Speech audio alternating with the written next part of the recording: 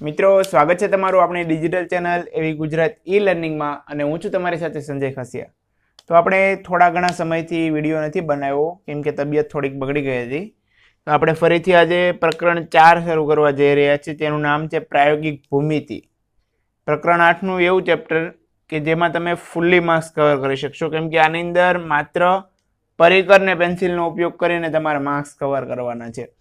તો પ્રાયોગિક ભૂમિતિમાં પહેલો દાખલો છે, એમાં એવું કીધું છે કે ચતુષ્કોણ ABCD ની રચના કરવાની છે અને અમારી ચેનલ ઉપર પ્રથમવાર છો તો ચેનલને સબસ્ક્રાઇબ કરી દેજો અને બાજુમાં રહેલા બેલ આઇકનને પણ દબાવી દેજો જેથી અમારા તમામ લેટેસ્ટ વિડીયો તમારી સુધી પહોંચતા રહે। પ્રશ્ન નંબર 1 નો પેટા પ્રશ્ન એક એવો છે કે ચતુષ્કોણ ABCD ની રચના કરો। હવે આપણે ABCD ની રચના કરવાની છે તો સૌપ્રથમ આપણે શું કરશું કે જે એના માપ આપેલા છે એના ઉપરથી કાચી આકૃતિ બનાવશું। તો AB બરાબર 4.5 સેમી, તો એટલો આવશે 4.5। કાચી આકૃતિ બનાવવાની છે, આમાં તમારે માપ લેવાની જરૂર નથી। BC બરાબર 5.5, તો આને શું નામ આપી દીધું AB। હવે B થી લઈને C સુધી કેટલો 5.5, તો અહીંયા 5.5। હવે C અને D વચ્ચે 4 સેમી નું અંતર એટલે આની કરતા સેજ ઓછું રાખવાનું અને A અને D વચ્ચે 6 સેમી, તો અહીંયા 5.5 થી થોડુંક ઉપર જવું જોઈએ, તો આ રીતની આકૃતિ થોડીક આવશે ક્રોસ। તો આને કયું બિંદુ આપી દીધું D। આ સી રેડી ને A થી C સુધીનું અંતર કેટલું છે 7 સેમી, અહીંયા આપણને આપેલું છે। તો આ બધા માપ ઉપરથી આપણે શું કરવાનું છે, આકૃતિ બનાવવાની છે, રચના તૈયાર કરવાની છે। તો રચના તૈયાર કરવા માટે આપણને પહેલા ખબર છે કે પાયાથી શરૂ કરવાનું। તો સૌપ્રથમ પાયો આપણે લેવાનો છે AB છે, એ AB કેટલા સેમીનો છે તો 4 સેમીનો। તો આપણે ફૂટપટ્ટી ઉપર પરિકરમાં 4.5 સેમી લેવાનું। રેડી, 4.5 સેમી આપણને આપેલું છે, તો અહીંયા કેટલું લેશું આપણે 4.5 સેમી। અહીંયા જુઓ 4.5 સેમી, રેડી 4.5 સેમી છે। હવે એનું કોઈ એક બિંદુ લઈ લેવાનું, એને આપણે નામ આપી દીધું A। એ બિંદુ પરથી ચાપ મારવાની 4.5 સેમીની। 4.5 સેમીની ચાપ મારી આપણે। હવે તેને ફૂટપટ્ટીથી જોડી દેવાની।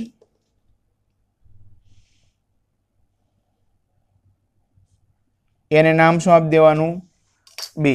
હવે B થી C સુધીનું અંતર કેટલું છે 5.5 સેમી, તો આપણે B થી C સુધી 5.5 સેમીની ફરી ચાપ મારવાની પડશે, તો 5.5।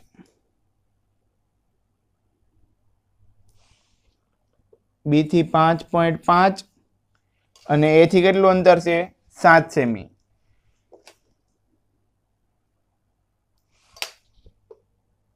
A થી 7 સેમી, એને આપણે શું નામ આપી દઈશું C। હવે એને જોડી દેવાનું એટલે C બિંદુ આપણું તૈયાર થઈ જશે।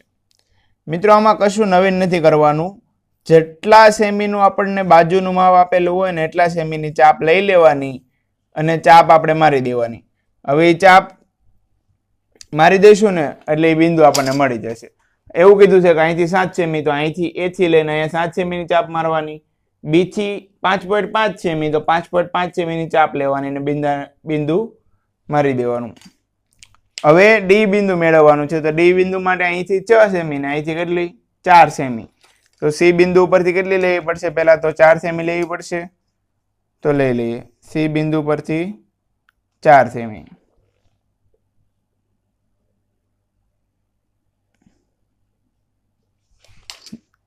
ને A બિંદુ પરથી 6 સેમી।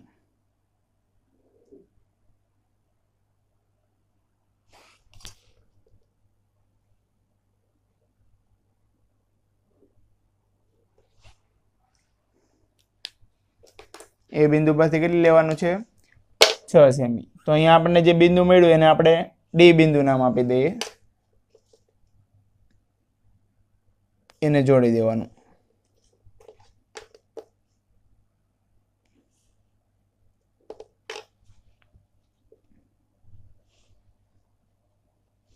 રેડી, હવે અહીંયા 7 સેમી લખેલો નાખી દેવાનું, 5.5 સેમી લખવાનું, અહીંયા 4.5 સેમી, અહીંયા કેટલું 4 સેમી ને અહીંયા 6 સેમી.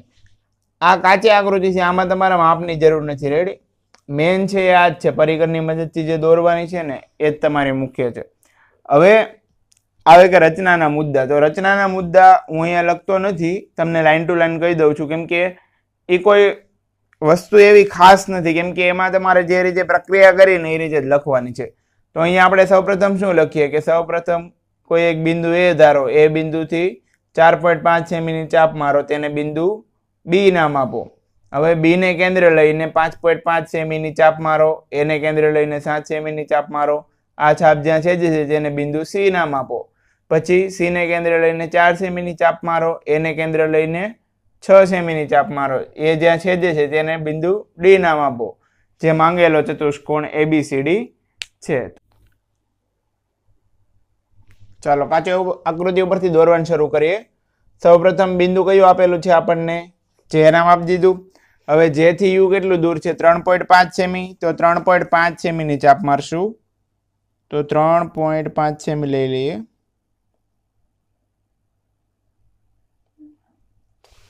તો જેથી 3.5 સેમી દૂર એક ચાપ મારી દઈશું.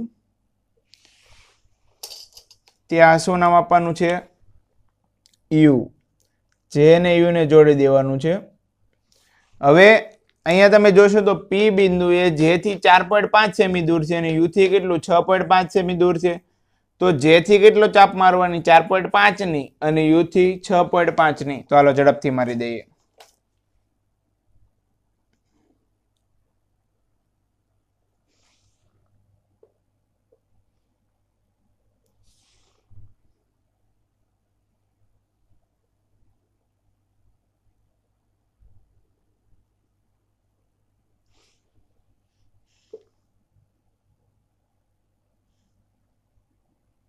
હવે જે બિંદુ અહીં અડે છે એને આપણે શું નામ આપવાનું હતું?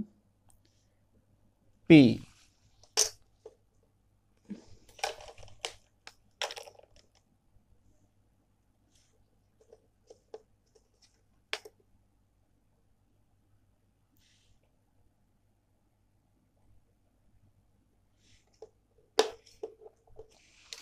કેટલા? આ 3.5 સેમી હતું. અહીંયા આપણે જોઈન કર્યો અત્યારે 6.5 સેમી. આ 4.5 સેમી. હવે પી થી એમ બિંદુ કેટલું દૂર છે? 5 સેમી અને યુ થી 4 સેમી. તો યુ થી કેટલાની મારવાની? 4 સેમીની ચાપ. અને પી થી કેટલાની? 5 સેમીની. તો હાલો ઝડપથી મારી દઈએ. યુ થી કેટલા લેવાની છે? 4 સેમી. તો હાલો 4 સેમીની મારી દઈએ. હાલો યુ થી 4 સેમી અને પી થી 5 સેમી. પી થી કેટલા સેમી? 5 સેમી. તો આ બિંદુ જ્યાં છેદે છે એને આપણે શું નામ આપી દઈશું? એમ. જે છાપ છેદે છે એને શું નામ આપી દઈએ? એમ. હવે એને આપણે જોઈન્ટ કરવાનું છે. ચાલો ઝડપથી કરી દઈએ. તો યુ થી એમ અને પી થી એમ.